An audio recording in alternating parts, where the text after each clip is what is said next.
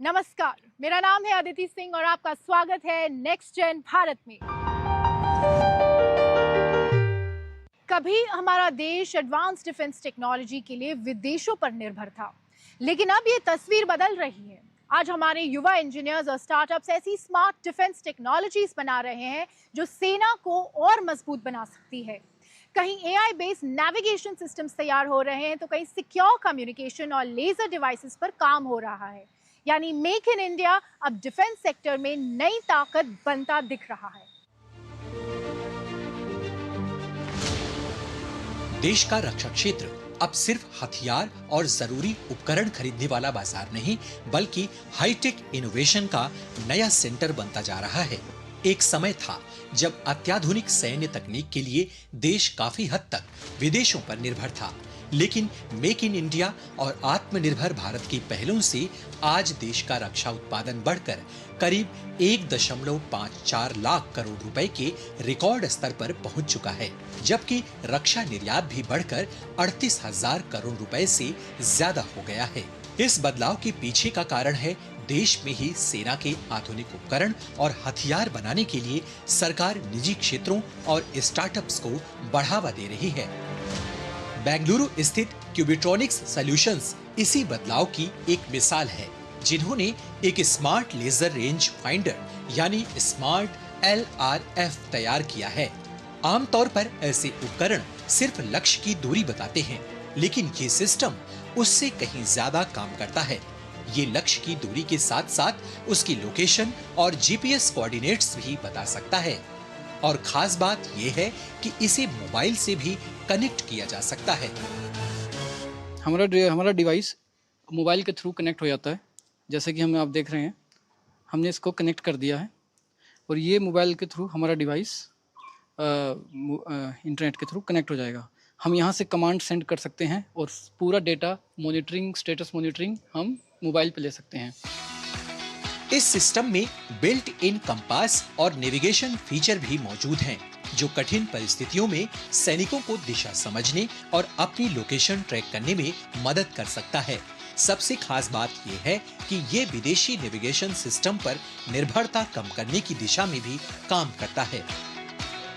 So this technology will make India as a self-reliant and no other country, like we will not be depending on any other country for the technology and for any of the warfare equipments.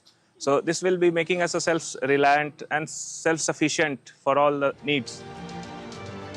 इस स्वदेशी तकनीकी को रक्षा अनुसंधान और विकास संगठन यानी DRDO और Indian Optel limited Dehradun से भी रुचि मिली है, जिससे उत्साहित होकर यहाँ के युवा और अधिक मजबूत और उन्नत सिस्टम पर काम कर रहे हैं।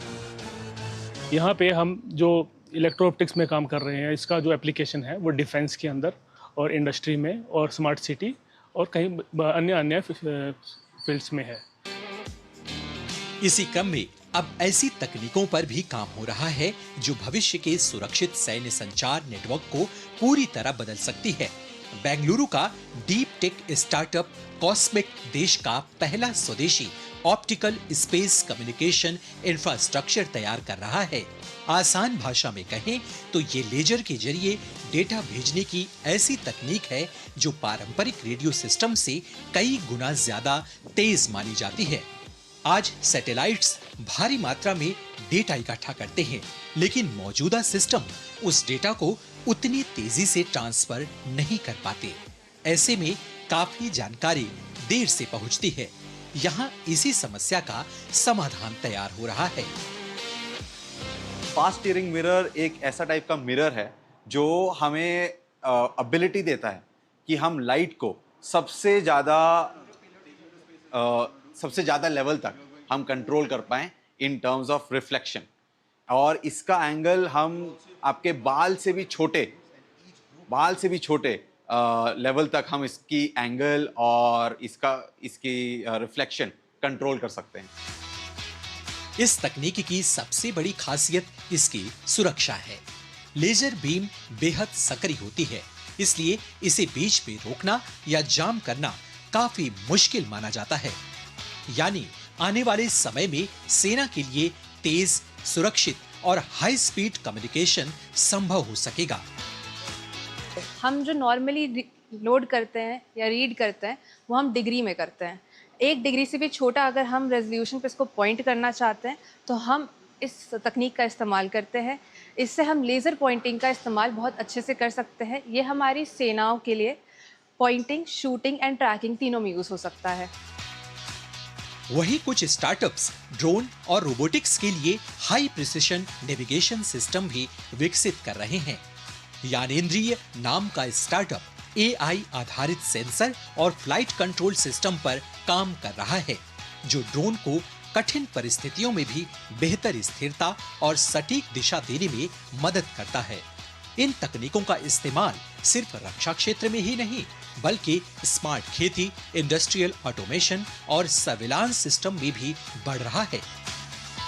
We have been able to cater to that, and we look forward serving the country better by enhancing these platforms much to an extent so that it can be deployed from unmanned rovers inside the underwater systems to the space satellite systems.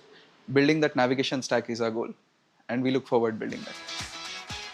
Smart sensor हो, laser communication हो या AI आधारित navigation system, Bharat के युवा innovators अब सिर्फ नई तकनीक नहीं बना रहे, बल्कि देश को तकनीकी रूप से आत्मनिर्भर बनाने में भी बड़ी भूमिका निभा रहे हैं।